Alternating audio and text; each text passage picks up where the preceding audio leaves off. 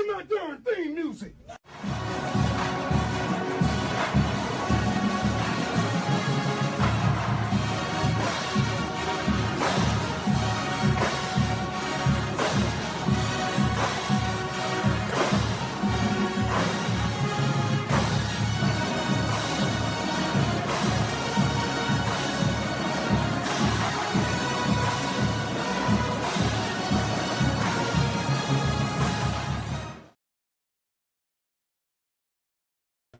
Welcome, one and all. We are here. We are live on this beautiful Monday evening. Man, Monday after Easter. It is a beautiful day outside right now. It's cool. 60 degrees in April. Oh, man, that's a wonderful thing. Haven't had that in New Orleans in God knows how long. The vibes are high right now in Baton Rouge. You just landed a 5-star commit for the women's basketball team. A 6'5" center coming to town, something you haven't had since Angel Reese left. Huge get by the women's team in Kim Mulkey's squad.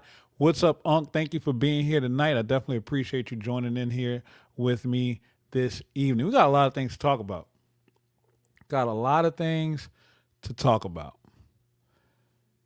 Is LSU about to sacrifice the baseball team due to revenue share? It's an intriguing thought, one that's been a buzz all day.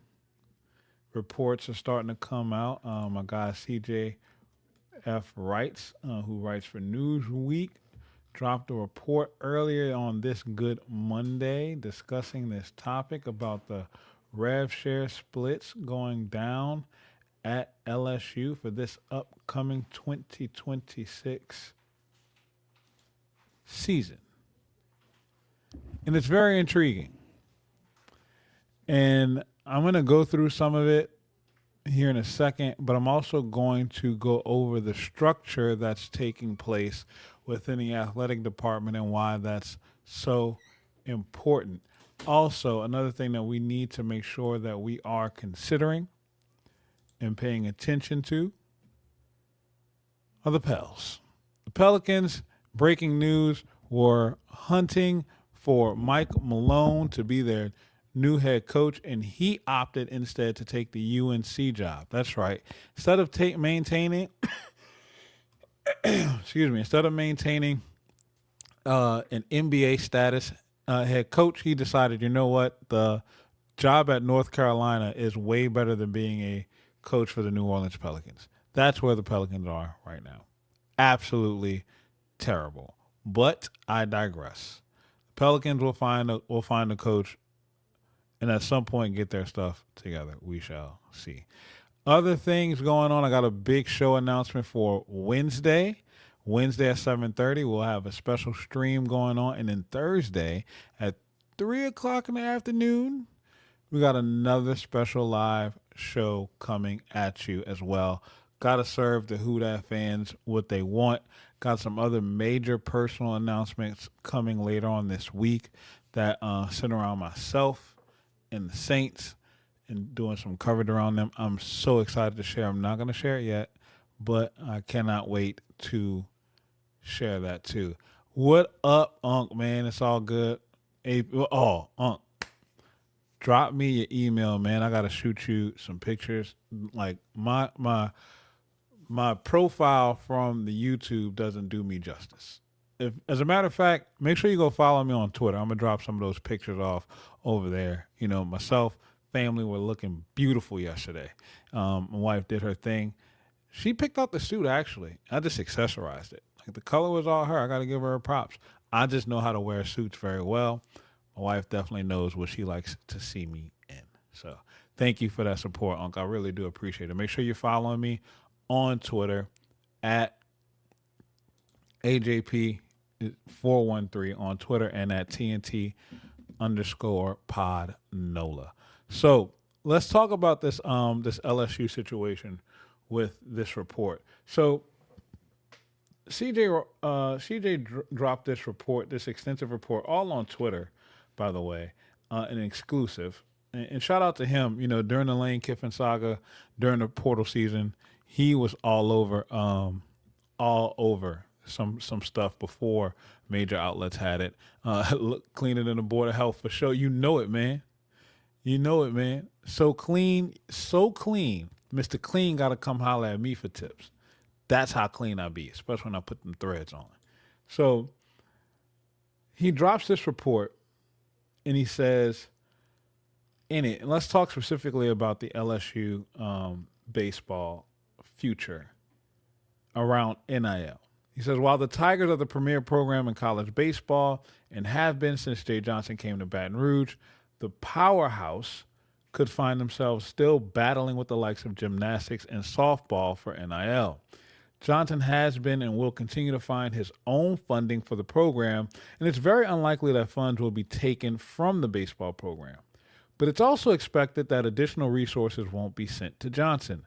From LSU's athletics budget for 2026 and the near future, meaning the near $11 million spent on the baseball team, that's Johnson's salary, plus NIL, plus team expenses in 2025, likely won't increase in 2026 or beyond.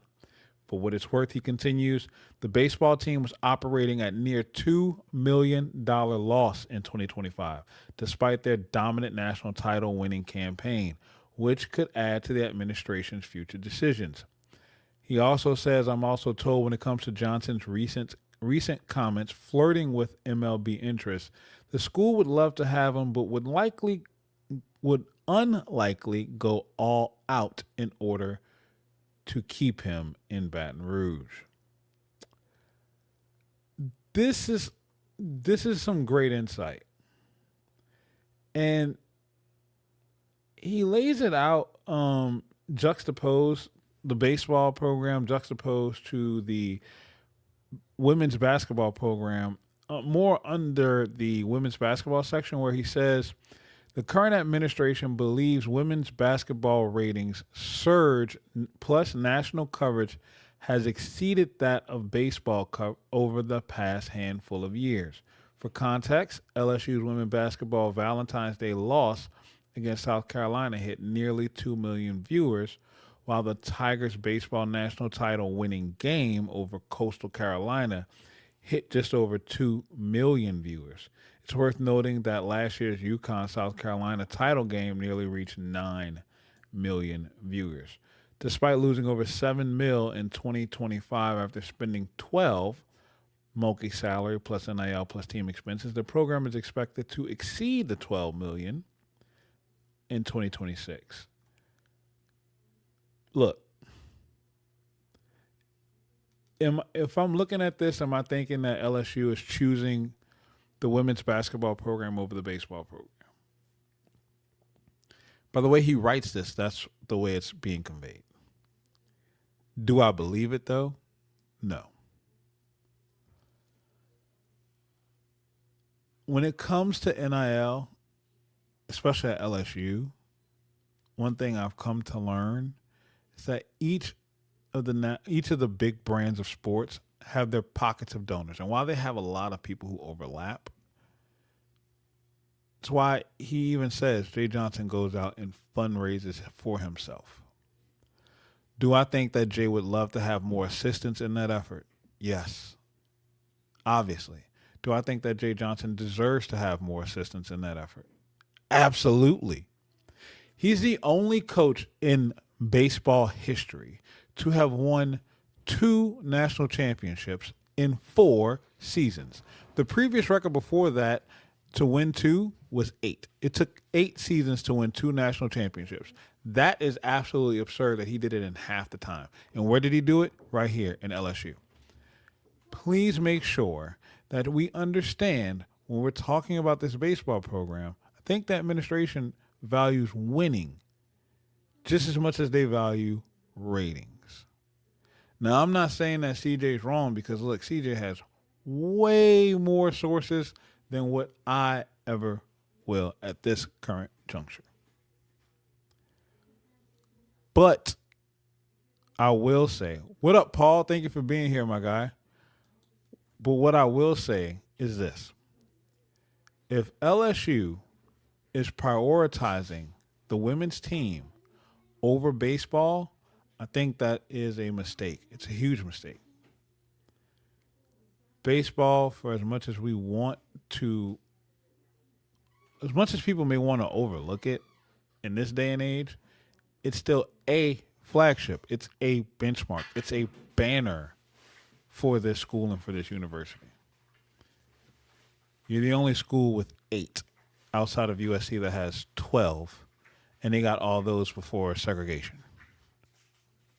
Don't count. Don't count in my eyes. Don't care what anybody says. Argue with your mammy. I don't care.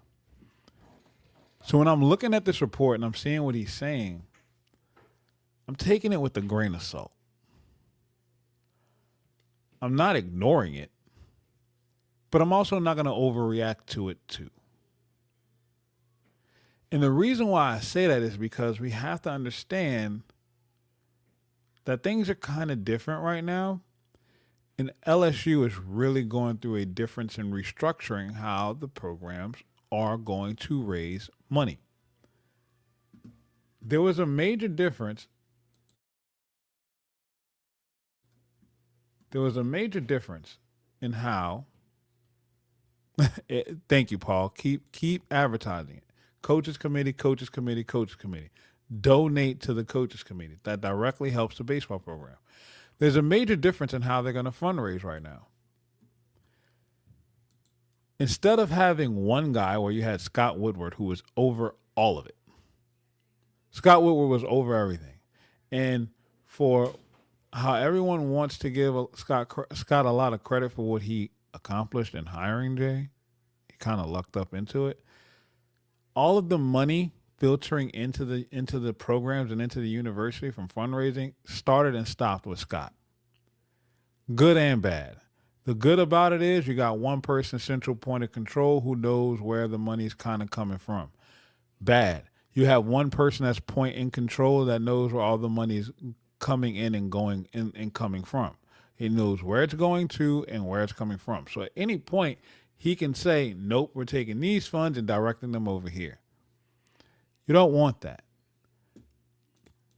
Paul says, I don't care what logic anyone puts towards this. Men's, women's basketball should never account for 25% of the budget, 12 to 15% max. For women, yeah, men's make money. So you're going to have to invest in men's basketball. And that's why they're going all in behind Will Wade.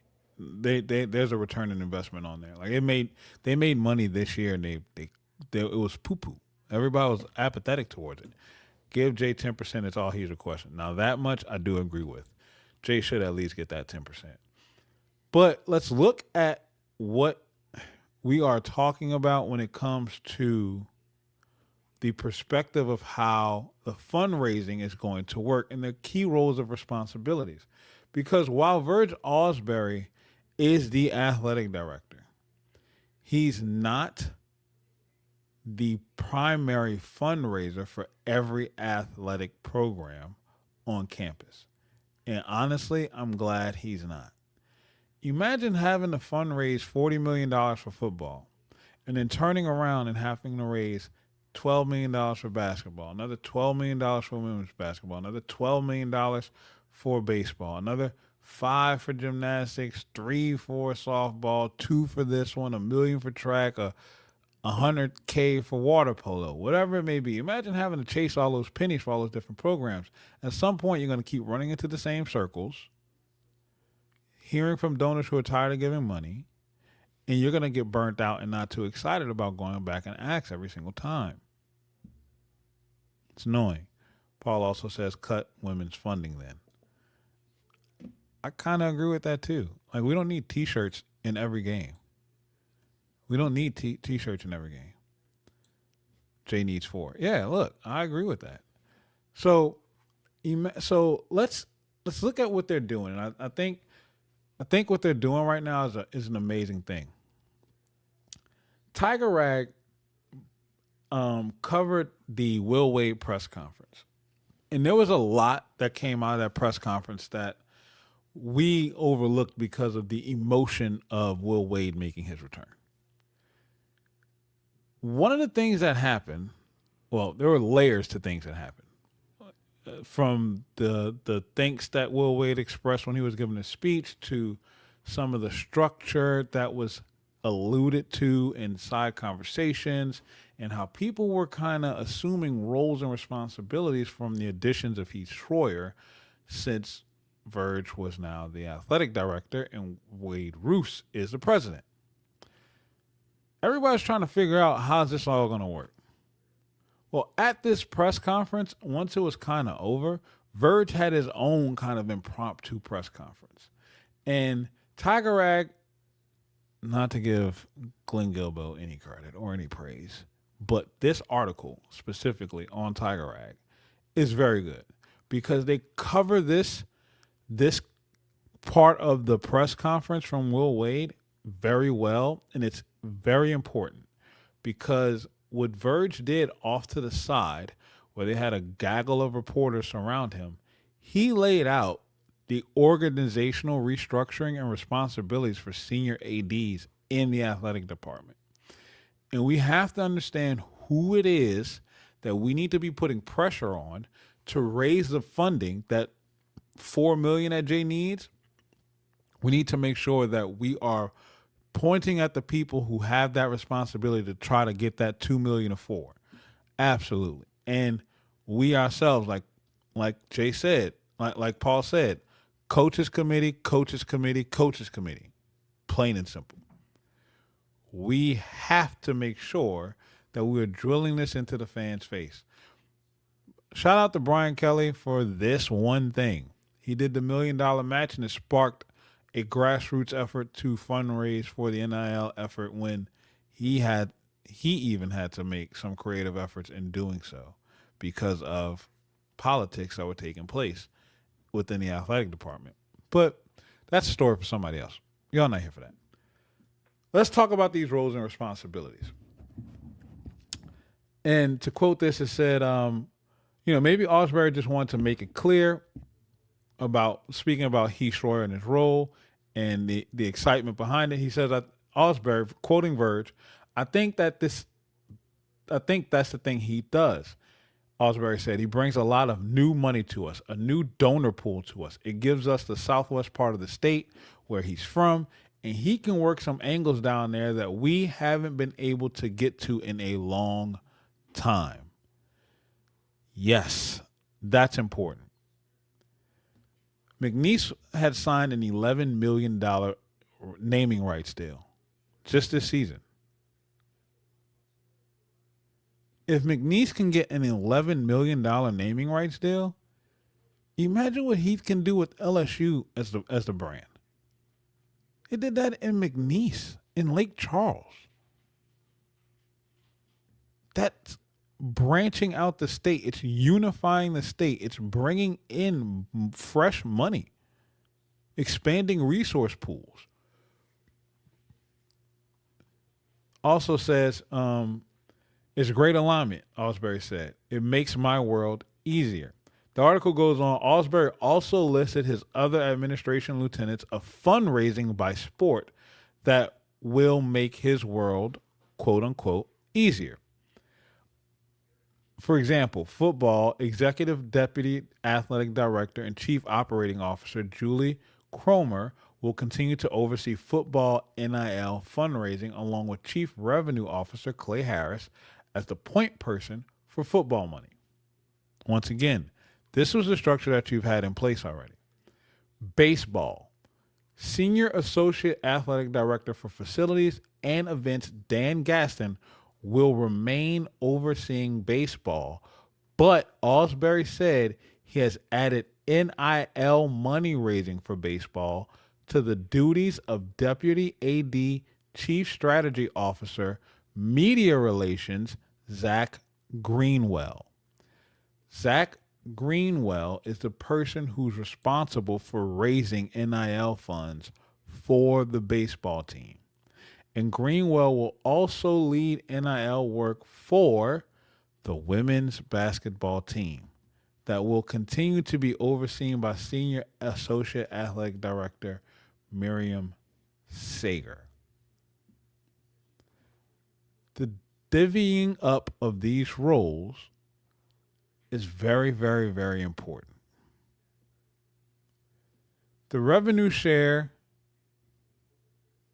is absolutely nonsense. The fact that all these programs have to eat out of a bowl of $20 million is laughable. Considering the fact that you just spent $40 million on football alone. 75% of $20 million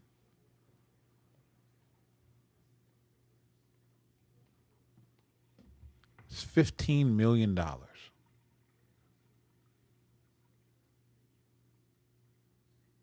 So we're talking about splitting up $5 million.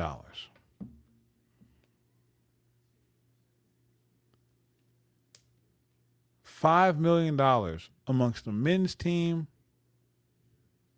the women's team. What up, Joker?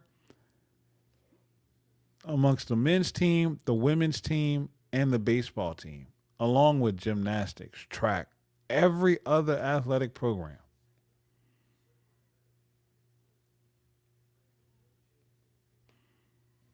Has to eat off of $5 million.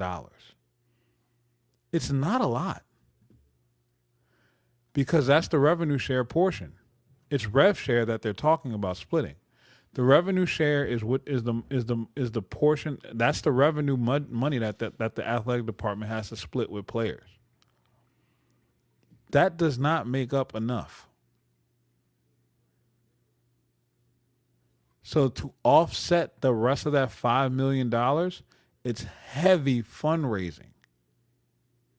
And if you don't remember, Scott Woodward was the person that was responsible for fundraising for all of the programs for the most part. He was the one leading the charge on these things. That's why him not being here is important. And I think, Paul, that's where a lot of the confusion comes from, is we're thinking that there's so much money to go around that the percentage should be bigger. It's not. When it comes to revenue share, it's stupid. It is stupid.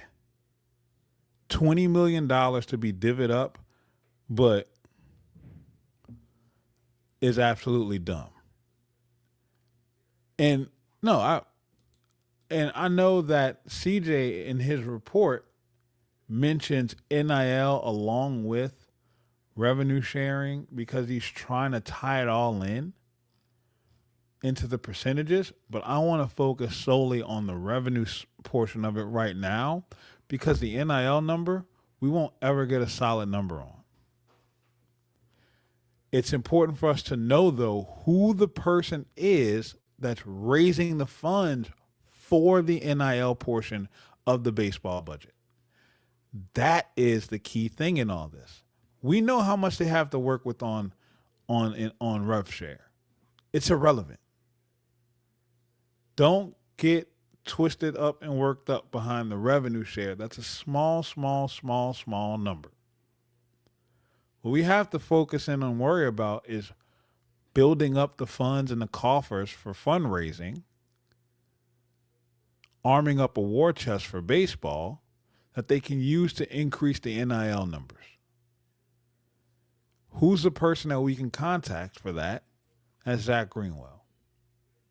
That's the coaches committee. These venues will be the ways that we as fans can make a difference to make sure that the coach that we need to get the support that he needs can get it.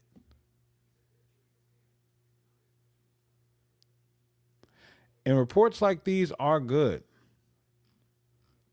But how can we sit up here and say that the NIL future of a team will have a percentage of X, Y, and Z when NIL is something completely different? You can't cap it. I can go to a player if I go through the right chamber. Let's say I had $1 billion business and I wanted to do a deal with Derek Curiel. and I can go to LSU's Playfly. I can go to Playfly and say, hey, I got $1 million that I want to do a deal with Derek Curriell. They can't tell me I can't do that deal with him. They just have to make sure that the legalese all lines up and that they approve that number. Now, I'm helping them out because I'm reaching out and I'm telling them how much I want to pay that player. I'm going through them so that way the documentation can be legal and that everything can be above board.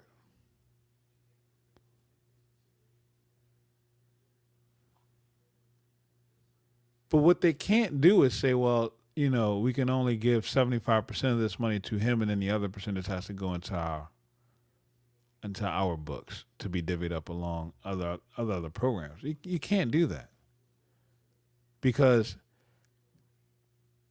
you can't tell me how to spend my money and determine the value that I want to put on working with that player. This isn't a contract, not a salary. This is marketing. And the person who says that I'm willing to pay this for that service determines the rate. That's what's going to make it so difficult for laws to come and play for this. Listen to the attorneys that are striking up challenges towards the executive order that was just signed by the president a few days ago. This is a can of worms that's going to be hard to be put back in a can because you can't. It's name, image, and likeness. It's not salaries. The revenue sharing portion came in on the back end of it, but the NIL is where the organization is struggling at because who can you say, how can you say that this person's only worth X, Y, and Z? You can't. So if a school was to step in and say, well, this player is only valued at X dollar, you're infringing on their right to produce an income for their own name, which you don't have ownership of. So what we have to do as fans is figure out ways to get them to help them raise funds, put public pressure on them. We want everybody here has a voice. You're afraid of losing Jay Johnson? I am too. I think losing Jay Johnson would be a huge mistake. Absolute mistake. But I also can't sit up here confidently and say that the school is willing to just let Jay walk. Because even when football was down, baseball season got us through. When basketball's been down, baseball season has got us through. The women's team hasn't really been down, but typically after the second week of March Madness, they're kind of done. Baseball has got us through.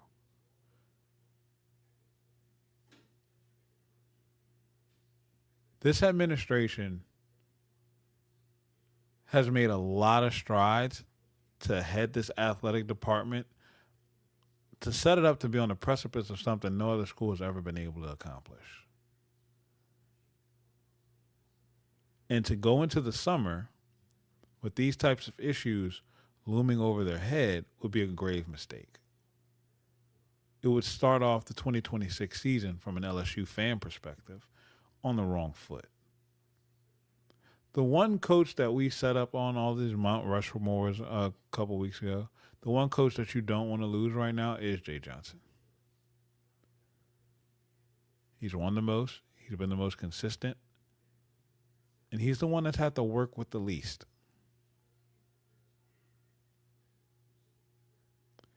If anything, if any one of these coaches deserves a bump, not named Lane Kiffin, it is Jay Johnson. And once again, I understand why everyone is going all in on basketball. Basketball actually makes money. Basketball with Will Wade makes a ton of money.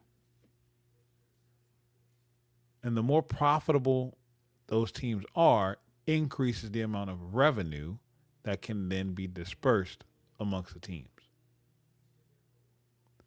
So making men's basketball a priority is more of an investment than anything else because the return on investment is expected to be high. And everybody can feed off of that. Same thing with football. The return on investment is expected to be high. Making the college football playoff, for every team in the SEC, they get a split. So you can get an extra $40 million if you make it because you'll have multiple teams in. Each team gets, I think it's like $20 million per school, something nuts. It's ridiculous the amount of money each school in the SEC gets for one team making it. It's goofy. I don't think it's 40 million, but it's a good chunk of change. But that increases your revenue if you make it. And if you have a home playoff game, you get those ticket sales, those concession stands, merchandising sales, all that goes into your revenue share. That increases your pot of revenue to split. Turn that 20 into 40, and now we're talking about splitting 10 million instead of 5. Turn it into 50, now you're talking about splitting 15. Turn it into 60, now you're talking about splitting 20. That's what we want. But the first thing LSU needs to do is make sure that they secure Jay Johnson. Cannot sacrifice the baseball team. And to be honest with you, and I have no sources, no inside information on this. I don't think that they will. You want to talk about pissing off a fan base and losing all the goodwill that you've earned over the last 4 months? Let Jay Johnson leave because he feels like he doesn't have the right support. The baseball fan base is a very, very unique fan base. And they haven't had to face any type of disrespect. Let them feel disrespected.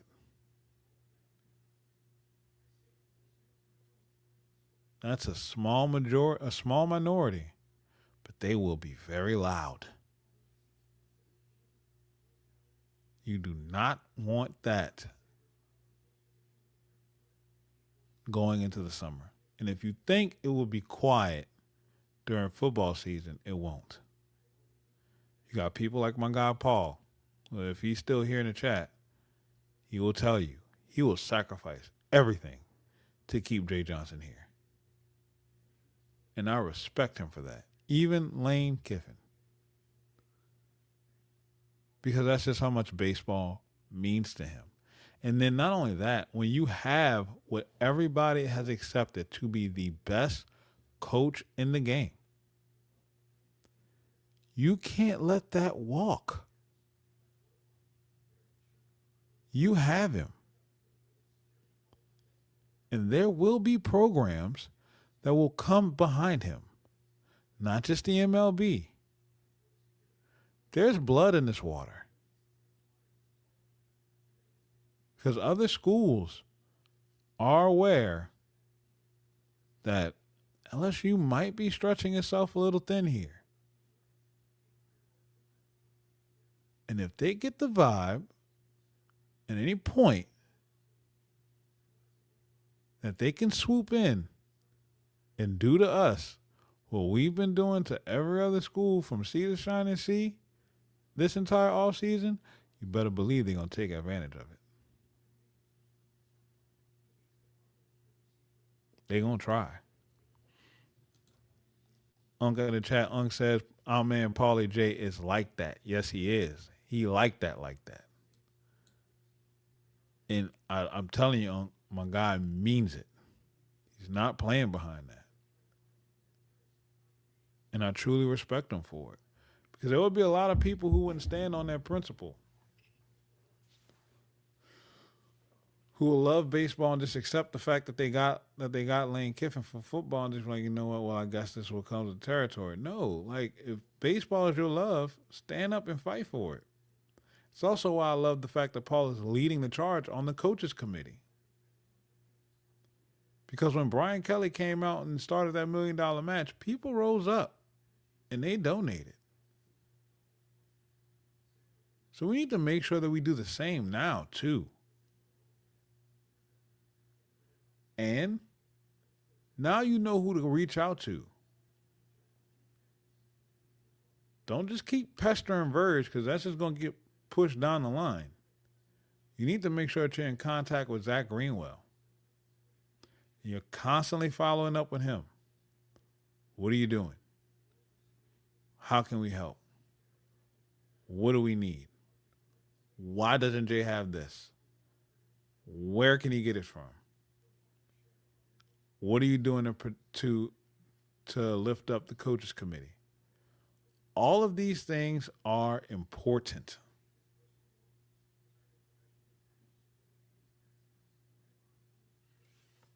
So start putting it to use, man. Start putting these things to use. The restructuring of the athletic department, I actually love the thought of it. I support that 100% because you have too much money involved and invested in all of these programs. And also, I said this morning in Coffee or Tea with AP. I want to make sure I do this again tonight. Please shout out and support the LSU gymnastics team. That's another coach that you have that's on the path to becoming the GOAT. As they are back in the national championship. And I can tell you now, I have not paid attention to gymnastics before these last 5 years. And even watching the meets, I don't know what the hell I'm looking at. It's a bunch of flips, people sticking landings. Pause, smile, celebrate. And I'm like, oh, great. That's amazing. And then somebody gets a 7 and it's like, what'd she do wrong? And I can't tell. I don't know how to judge any of this. Just they're doing a bunch of things I was never athletically gifted to do or in shape to do because I was fat. Still kind of fat. I'm more pudgy than fat now, but, you know. Got to tone up the gut, which I'm going to do. But I never paid attention to it like that. But these girls and what Jay Clark has done to build the level of consistency and excellence here at LSU deserve to be acknowledged. And they're another program that's going to have their hand out. And guess what they do? They pack the PMAC. And they also lose money.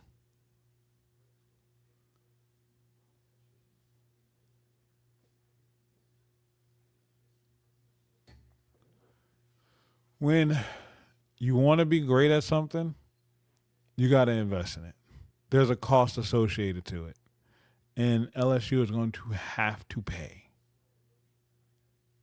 Now, you're getting returns on your investment in baseball and in gymnastics.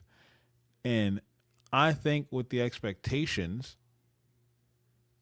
and the accomplishments of both of those programs, especially considering baseball, you need to increase the amount of money. You bet I was still in them trenches.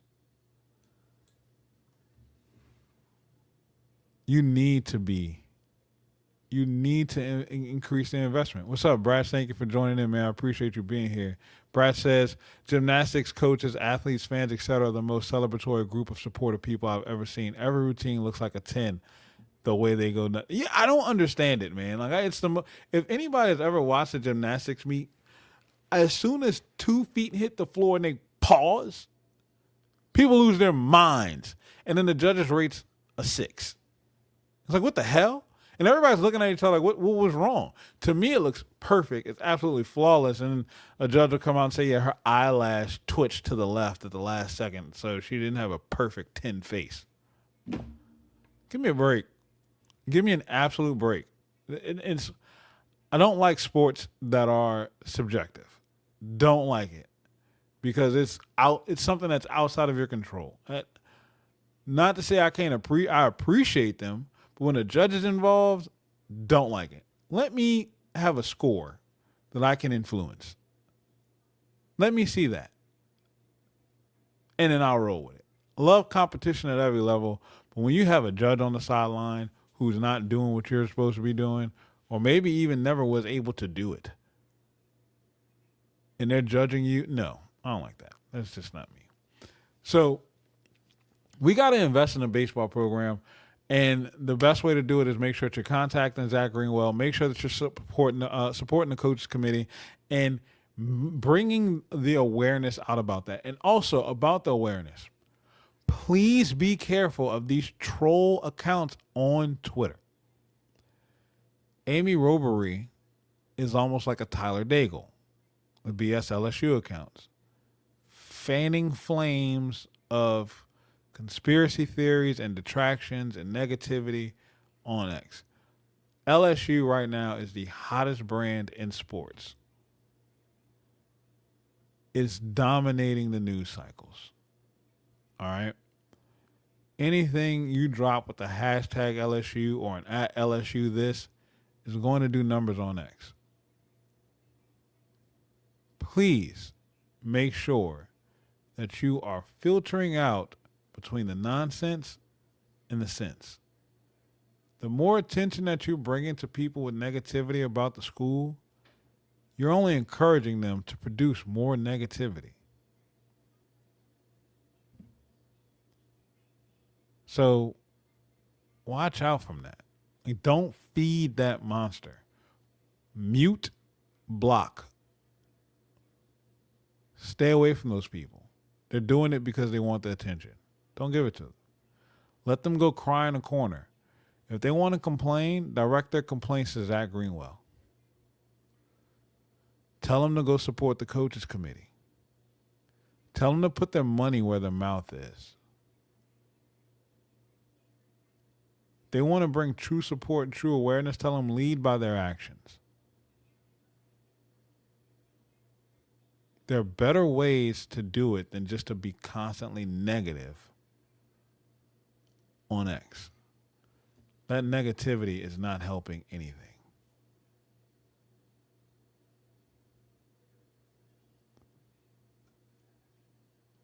So,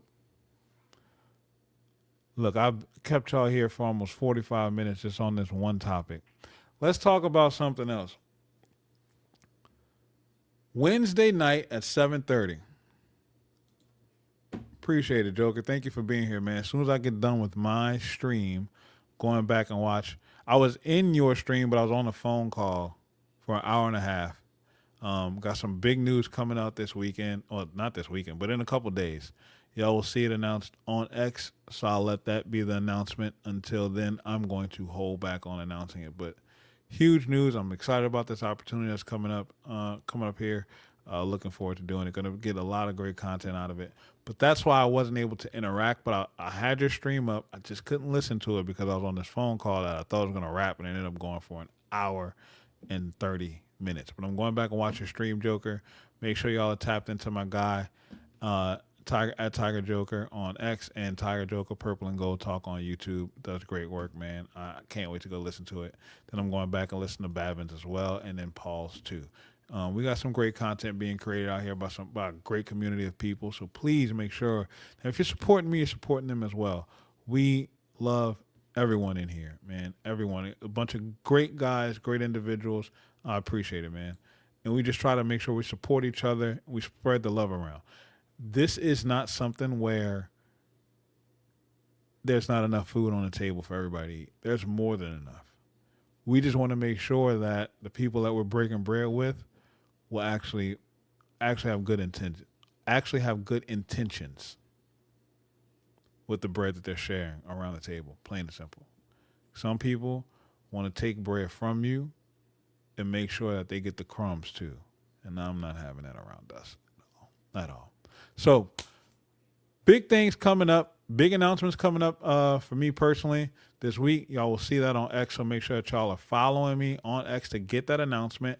I'll do a quick YouTube short about it once that announcement comes out. But please make sure that you're following me right there on X so you can get that notification when that news comes out in a couple days. But Wednesday will be the next day that we're live. We're going to be live at 7:30. We have a special guest. The man himself, Brendan Fajoko, will be joining the show.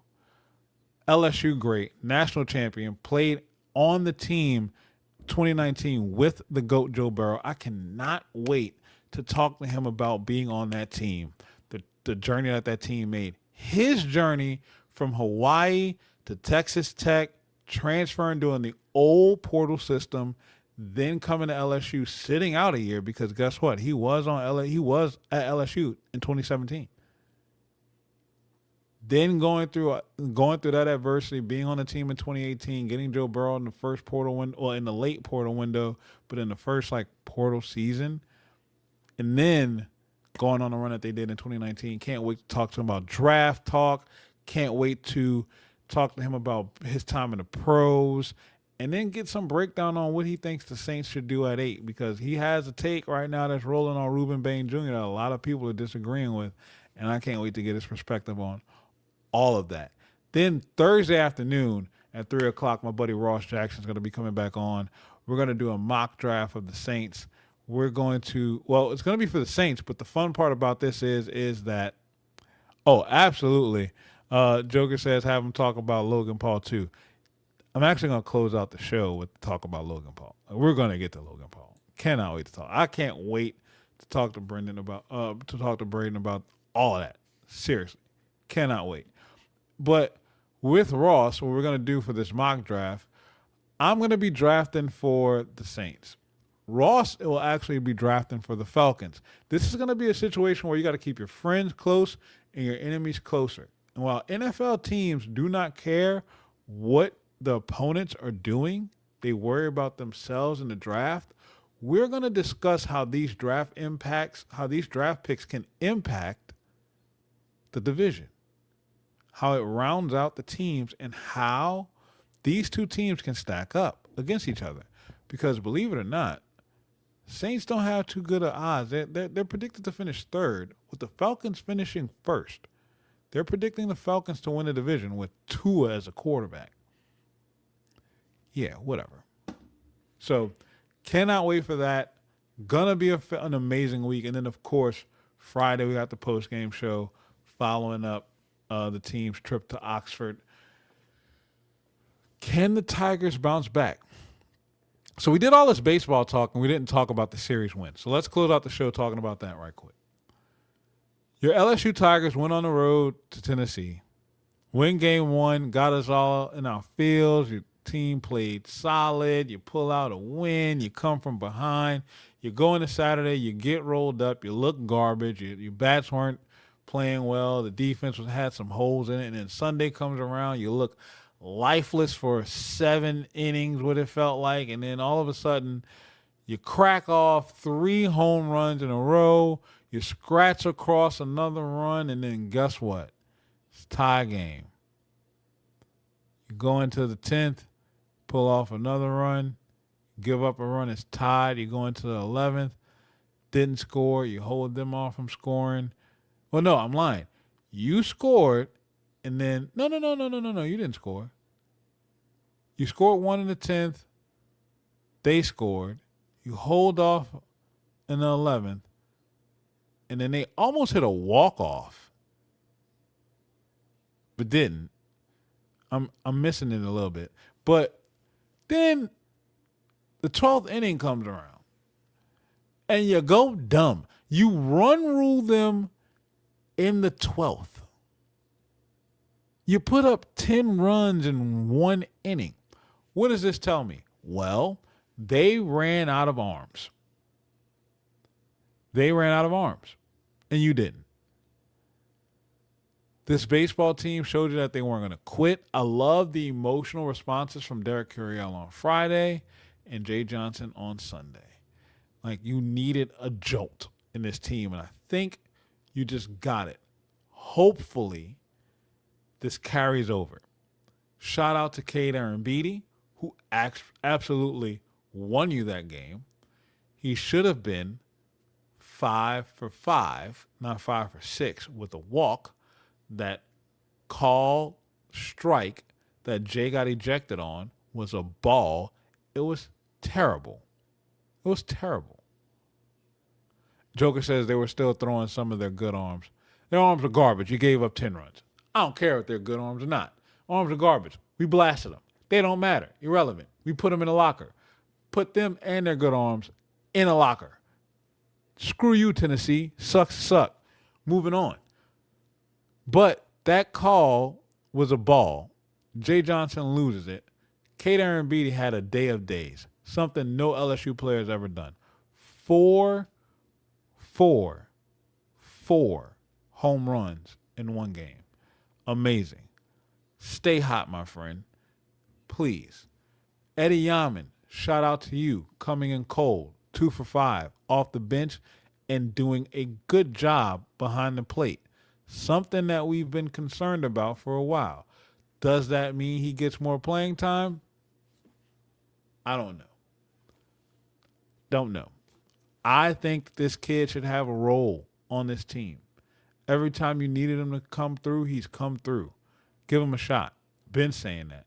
Zach Nunez has been saying that. Please, for the love of God, please. Oh, Paul says, I'm here just behind. Work is working. I got you, bro. I appreciate you. I'm also working avenues you brought up right now as well. Good. That's all I want to do, man. Just highlight more information, man, and get it to the people. Look at it from different angles. That's all I'm trying to do. So, shout out to those young men stepping up in clutch moments and clutch situations where you needed it. You had to have this series. You draw back even now, and guess what? It's wide open. There's only 3 teams that are atop the SEC right now. So right now, if you can find a way to pull out this series against Ole Miss, you will set yourself up to make a good run for the remainder of the year. Please, my God, please, Jesus. Jesus did not defeat death to see this team struggle like this. Please, Lord, let you have resurrected the bats when you resurrected this past Sunday, because that's what it looked like. They were dead, and you called out and said, Lazarus, come out. And the bats came out of the grave. So please let them stay hot. Not even hot, but just be consistent. Produce runners, get people on board, move them over, score some runs, stay consistent throughout the game. I'm tired of having a heart attack and waiting until the 8th inning to play baseball. Can we please play baseball in the 1st, the 3rd, 4th inning maybe? Finish it off again in the 6th, 7th, 8th, and 9th? Like, come on. I understand every inning you're not going to score, but please, play baseball. Pearsley, thank you for being here, man. I appreciate you. Pearsley says, hear me out. Scale back football to 70% and let that 30% rotate on a fluctuating scale of other sports. I hear what you're saying. Ain't happening. Babin, what up, friends? Thank you for being here, Babin. I'm about to go back and listen to your show. Make sure y'all are going to check out my boy Babin on the Bayou. Does a fantastic job. Please make sure y'all support him. Tiger says, Ole Miss crowd already going to be rowdy. Even more now after Kiffin. This series, especially Friday night for me, is going to be a preview to what September 19th is going to be. It's going to be a micro-sized, tiny little taste of what September 19th will feel like. I can't wait to see what the vibes are going to be like in Oxford for this series. And I want us to go there and put them in the locker. Please. Please. Jump on them.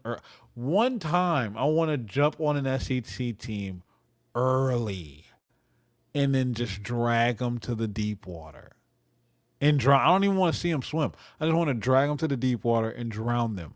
I'm tired of getting dragged into the shallow water and then we flip them over and then pull them out the rest of the way and drown them. I'm tired of going through this.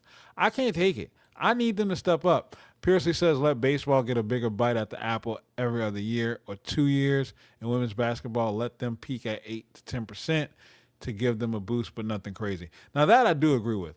I like the fluctuating between, like a year-to-year basis, but there are other ways we have to get creative in supporting these teams consistently.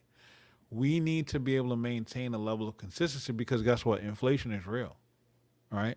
The price of these things are going to keep going up. I mean, think about it. We just paid, $4 million for a left tackle? You think that's going to get cheaper next year? $10 million for a quarterback? That ain't going down. That's not going nowhere. So we have to get creative in our fundraising. And I think that's why all the restructuring that happened in the athletic department took place the way it did. I think it's very smart in how they handled it. It's very forward thinking. And I think they need to remain consistent with that approach. Brad says not being down 0-3 after the first or second inning would be so. It would feel so good, Brad. It would be. It would feel. I mean, can we get a first inning where the pitcher has more than 15 pitches? And we at least have a base runner. Like, I don't want to have a 10-pitch first inning and we were at the plate. The pitcher's trotting back to the dugout and hadn't even broken a sweat. The hardest thing for him was the warm-up. Like, can we please, I'm not asking for too much. And if I am, y'all in the chat, let me know if I am. I might be begging. I don't know no better. Baseball's not my first sport. I'm learning from Zach, Babin, Tiger, and David and Paul. Like, I'm trying to educate myself as much as I can. I know a little bit of something. But I want 20 pitch. Give me 20 pitches out there starter pitching. In the first inning. Give me 20 pitches. Get them up to over 20. And find a way to get a base runner on. Make them sweat. Make them throw out the stretch, please. And I agree with you, Piersley. I think it is a good idea. I think it's a really good idea that you presented. That rotating fluctuating between 8 and 10% is a good idea, but realistically speaking, I highly doubt that that's going to happen. I just don't think that's going to happen like that. Football's definitely not scaling back because football makes too much money. Football is where all the money would be.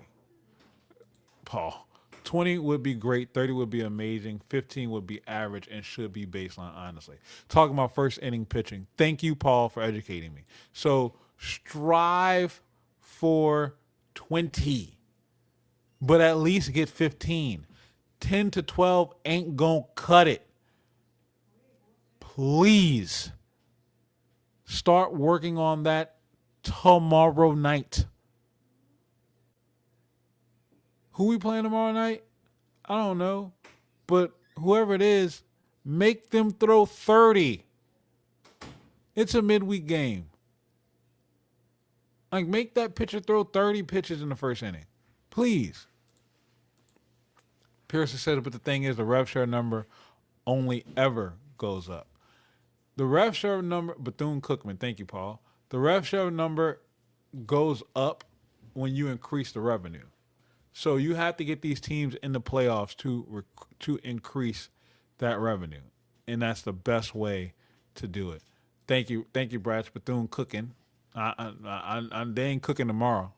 But we will be playing Bethune-Cookman. I know autocorrect be getting me too, bro. Don't feel bad. A good team, honestly, 20-10, beat Southern 2-3 over the weekend. They beat. Oh, they're 22-10. I was about to say I read that too fast. They are 22-10. That's a good squad. Good. I mean, we need a good challenge, but still, that doesn't mean that we shouldn't be aiming for 30 pitches out the pitcher. Aim for 30. I know they're not throwing their ace tomorrow night. They shouldn't be. And if they are, I don't care. Aim for 30 pitches out the first inning, please. Please, Jesus. Yes, SEC does share revenue from playoff appearances with the entire. Absolutely. But the more teams you get in, the bigger that revenue split comes. It's a per team basis. So if you get in along with an Alabama, a Texas, and a Georgia, you want to get in because it increases the percentage based on the amount of teams. So you want to have your spot. You also want to have a home playoff game. I've always said this, and I know it's going to sound stupid, but for a multitude of reasons, I do not want a bye. I want to play a home playoff game. The advantages are more along the side of the team that plays the home playoff game. Also, you make more money. Can you imagine the amount of money that Baton Rouge will make if LSU plays a home playoff game in Tiger Stadium? That's going to be game of the year. Everybody named Grumble going to come to that game just because of where it's at. Paul says the $25 million was put forth by the House Committee. Yes. Joker says Biden needs to go away. Top team should also get a home. Yes. The calendar screws all of that up with bowl games and all that other stuff. Like it's dumb.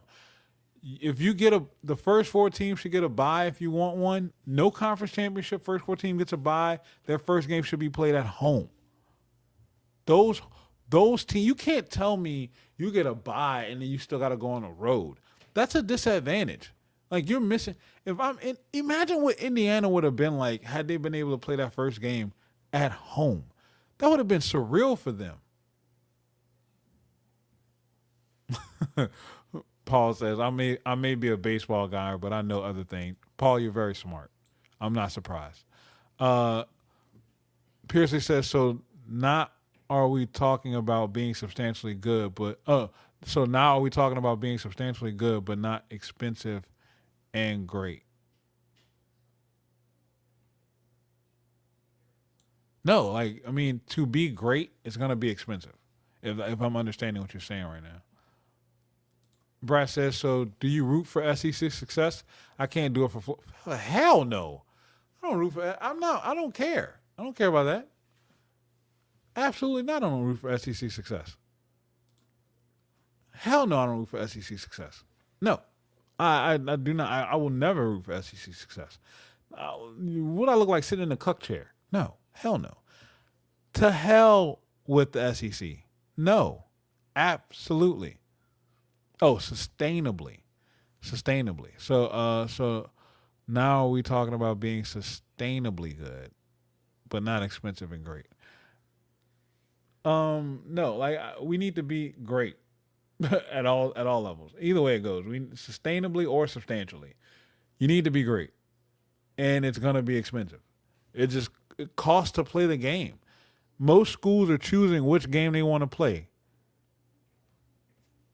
Baseball, basketball, football. LSU's choosing to play them all. So it's going to cost. Paul says, I root for SEC success, for instance, with the CWS and the SEC team. I don't give a damn about that. I don't want to see not a single SEC team win a championship. Well, I don't care if it's polo. I don't care. If you are in the SEC, you're a rival. I want to see you lose. I don't care if we have the weakest conference. I don't care. I will never pull for an SEC team in any sport and any level. No, it's up for all y'all. Y'all all got to burn. I'm sorry. I'm sorry. I'm not sorry. No.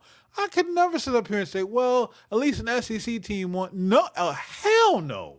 Hell no. Hell, imagine a team like Texas A&M making it to the championship series, and you just want to say, oh, well, at least the SEC team won. What?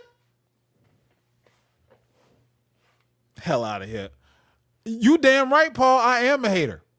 Underwater basket weaving natty champions. They can have it. I'm not cheering for them. Nope. Do you root for Auburn versus Bama, Mississippi State versus? I root for both of them to lose. Figure out a way for both of them to lose. I root to see teams melt. I root to see fans cry. Which team is going to cry the hardest? I know if Alabama loses to Auburn, they will cry harder than Auburn fans. I know if Ole Miss loses to State, they will cry harder than State fans. That's more entertaining for me. Let the world burn. If it's not us, I don't care. I damn sure am not cheering for an. When Ole Miss played Tulane, I wanted Tulane to win. When Ole Miss played Georgia, I wanted the buses to break down and the games to be canceled.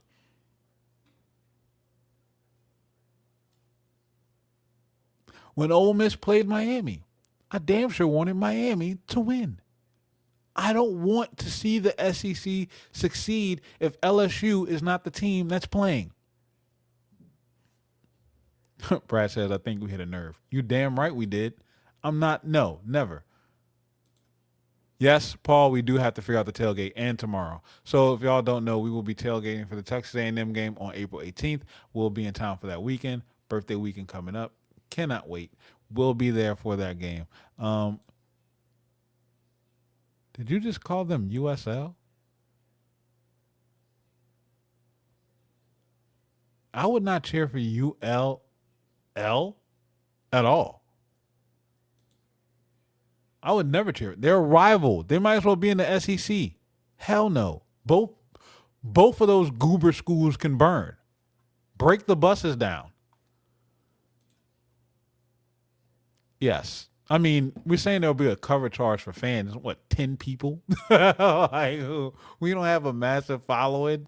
It's the same 5 people. They hate USL more than ULL. I don't care what university you want to call them. They're irrelevant. They're lame. They dust their crawfish. They're on the same level as the Goobs for me. To hell with them. USL, ULL, they still have multiple L's. They're still lame. University of Sore Losers. How about that? University of Lames in Louisiana. How about that? Brad said Paul trolling with the USL. Yeah, I mean, they're lame. Don't care. Raging Cajuns. Did y'all see that coach losing his mind because JMU said that they don't like their crawfish dusted. They like them boiled. Paul says, I don't troll. I spit facts like I'm at the podium. Paul is official like a ref with the whistle. So, yes, April 18th, Texas A&M game. We will be outside. We will be there. Cannot wait. Very excited. I can't thank all of you all for the support in the chat. The last half of the show was absolutely great. This was fun. Fiercely with the crying, laughing emojis. I don't know if maybe it was the University of Sore Losers or University of Lames in Louisiana. I keep giving y'all new names for the school in Lafayette, Louisiana, the Raging Cajun Crawfish Dusters of Lafayette. So yeah, they can take it and shove it. I would. Any team that's an op to LSU, it's up forever. La Tech was trying to creep around, poking their chest out for a second. Y'all can get it too. Nichols can get it. Piercy said it was definitely University of Sore Losers. That was straight off the dome too. If it ain't dusted, it can't be trusted. I came up with that one too. That one made me laugh when I thought about it. If it ain't dusted, it can't be trusted. That's the slogan for ULL. That's their slogan. If it ain't dusted, it can't be trusted. Damn Raging Cajuns. Ugh. Raging Cajuns and cheering for the SEC. Y'all want to piss me off about LSU? Talk about those two things. That will make me mad. That's how much of a fan I am. That's how much I love that school. That's how much I love the programs. No. No, Paul, you shouldn't have never brought that up. Cheering for the SEC. Oh, it's like It's like cheering for your girlfriend, cheering for your ex girlfriend while she's on a date. You know what? I hope it went well for you. The hell out of here. I hope he hates you. I hope it sucked. I hope you never find happiness. Moving on in my life. Go you live yours. Brad says, might as well season your.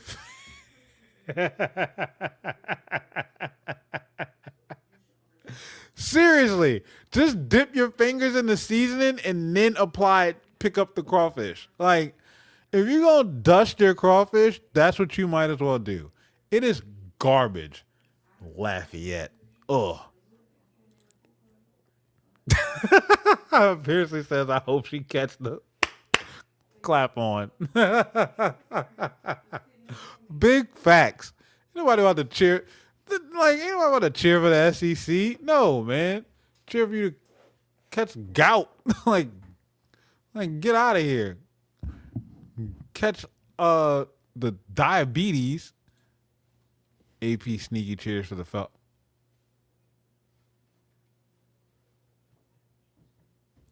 I'm about to ban you. There's certain things. We don't cross lines for. So I'm gonna tell you why. All right, I sit in the suite in Atlanta. I'm gonna tell you why. It's one thing to walk into your opponent's trap. It's another thing to sit in the best seat, have the best room in your opponent's trap, draped up in enemy territory. There's nothing like it. It's the best thing ever. Seeing Falcons fans piss down their legs when the fleur-de-lis hits the suite level access. And they have to tell me, hey, sir, your suite is this way.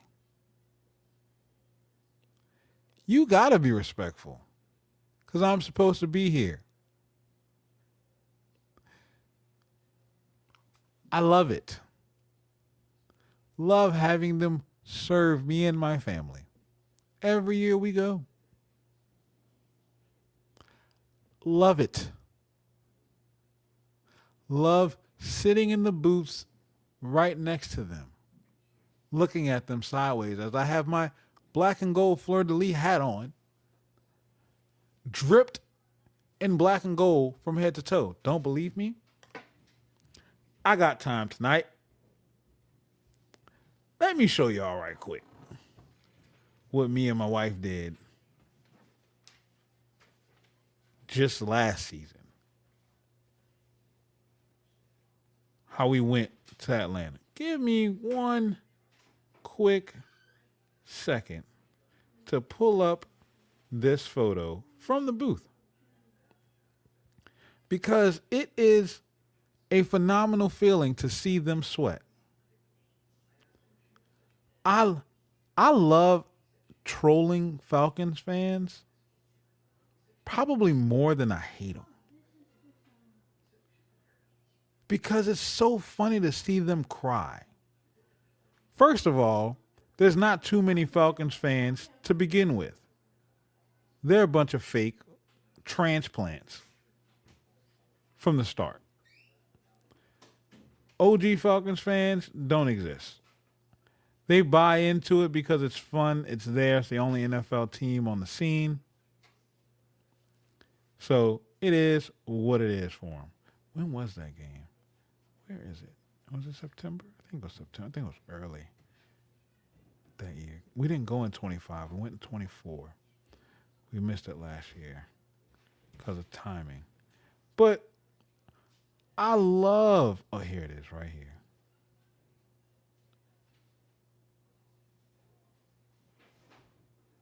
Airdrop this right quick. Let me add this.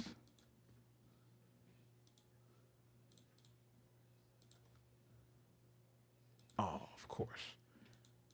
Can't add high res images, so Live editing right going on right now. Don't believe me? Here we go.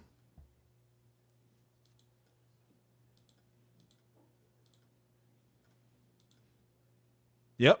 Love it. Love every minute of it. And don't think that I got on Saints sweats too.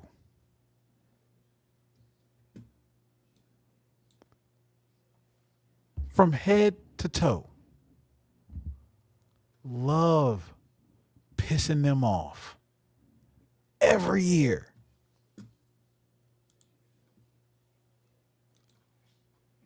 Got you, Bratch. Let you know. Let's see. Paul says I'm giving AP high blood pressure like I live in Colorado. No, honestly, you don't understand. Like talking about trolling the Falcons brings me joy. Went to Atlanta purposefully the year after they lost the Super Bowl with a straight out of NOLA shirt. And then on the back of the shirt, I had never forget 28-3. Went to, didn't even go to the game, went around the game just to walk around with my shirt. Went into the mall that day because we played them on a night game that night. It was a Thanksgiving night game. We played them that year. Went around the malls, Lennox, all of them. I hit all of them all with that shirt and then went to a bunch of different bars just to show, pissing them all. I wanted to hit as many of them as I could to remind them of how much they suck. I have a whole stream on 328 day. You could go back to March 28th. There's a live stream I did just to celebrate it, Brad. I love trolling Falcons fans. I love it. So this is not give me high blood pressure. Gave me high blood pressure. I went to them all. That's why I wanted to shout out Lennox. I went to them all. I went straight to the ghetto first. Well, I knew I was going to see some real ones. I wanted them to see. I wasn't ducking no smoke. Why? Because they all fake. All Falcons fans are fake. They all fake fans. They ain't got nothing to show for it. Matt Ryan got an MVP. Woo-hoo. Lost. 28-3. Lost. Let that team come back. Ugh. So no, this does not give me high blood pressure.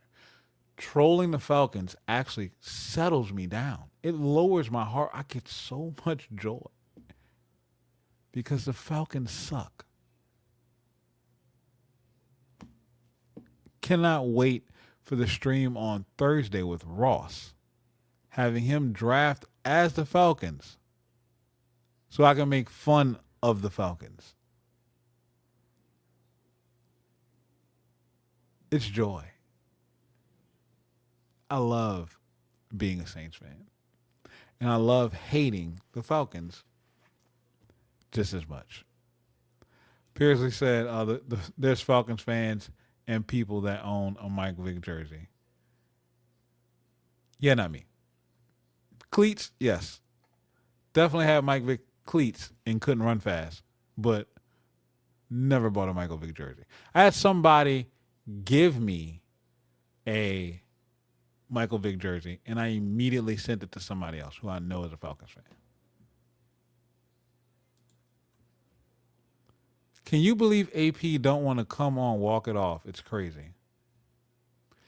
I can't go where I'm not invited.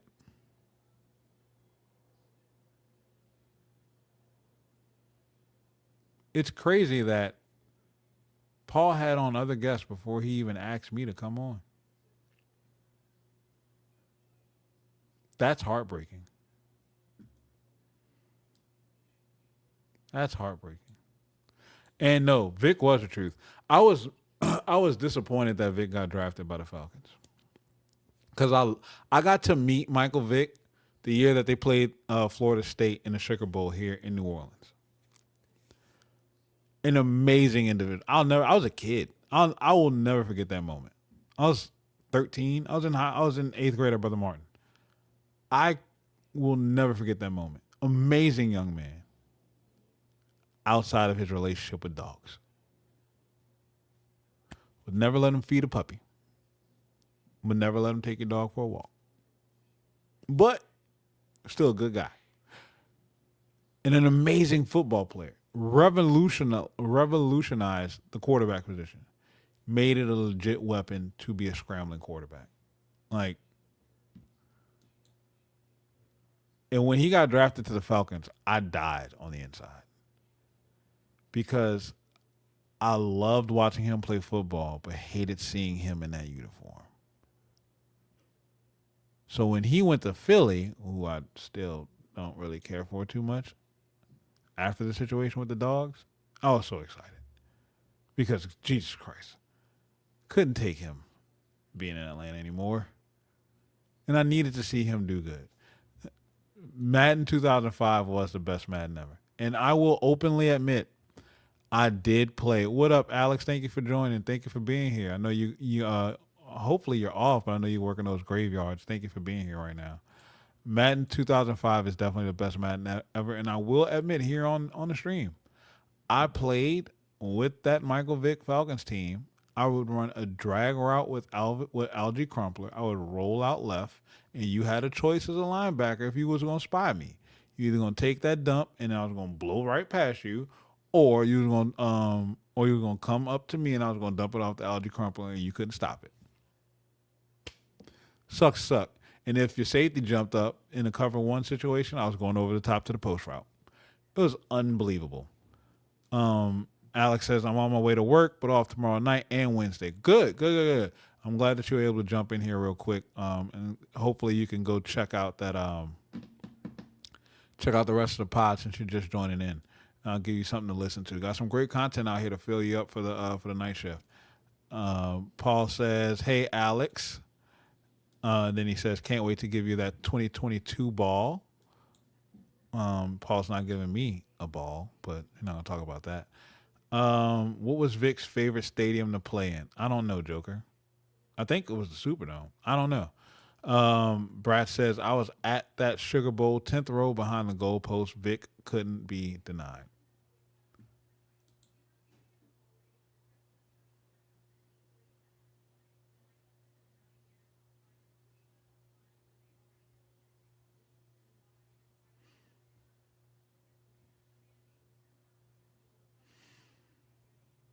Joker, to answer your riddle, because I am going to start uploading these streams on the Spotify. Joker asks, what was Vic's favorite stadium to play in? Cleveland, the Dog Pound. Ba-doom doom. Do I have a drum roll on here? I don't think I do. I need to add a drum roll, a rim shot. I don't have a rim shot on here. But yeah, touche, sir. Touche. Paul says you have a jersey being delivered soon. Quit throwing shade.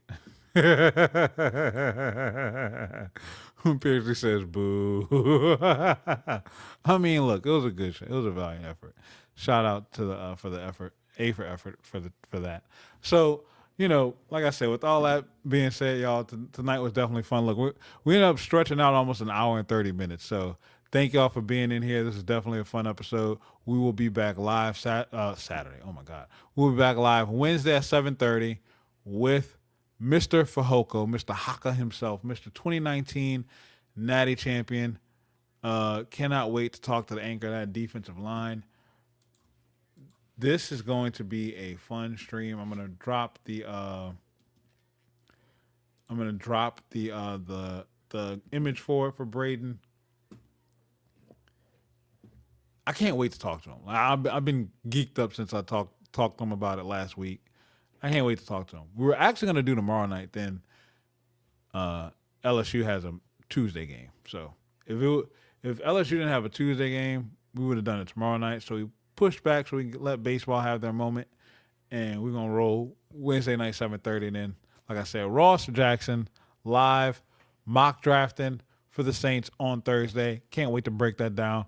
A lot of draft coverage coming on the way for the Who Dat. So please make sure you're tapped in. Make sure you like the video. Please, please, please, please, please, please, please, please, please like the video. Share it on YouTube. Go to it on X and repost it, please. And make sure you support all the guys that are in here as well. We're all trying to do our thing with this.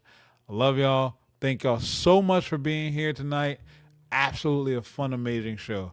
Cannot wait to get back on here Wednesday night with y'all again. And join me tomorrow morning for coffee or tea with AP. I'm going to do that every morning. I'm going to be consistent with that. Let's start our day off right. Let's get the vibes right. Let's get our mind right so we can attack the day together and get through these times. Look, it can be hard, but I want y'all to know that you don't have to go through this alone. Life is not meant for you to go at it alone. We're going to be here for each other. We're going to hold each other accountable and hold each other up. We're going to get through these things each day, one day at a time, together. And I want to make sure that y'all understand that God does love you, like Paul says all the time. And the only thing he wants you to do is love him back. You want to see the difference in the world? Go be it. Hold the door open for somebody. Smile at someone. All of that stuff is free, man. It's free to be kind. Costs you nothing. Not a single silver dime. I don't even know if dimes are silver anymore. Who knows? Who knows what they're made out of? But it doesn't cost you anything. So be the difference that you want to see in the world. Start with you. I love y'all. See y'all later. Make sure y'all are following. Peace out.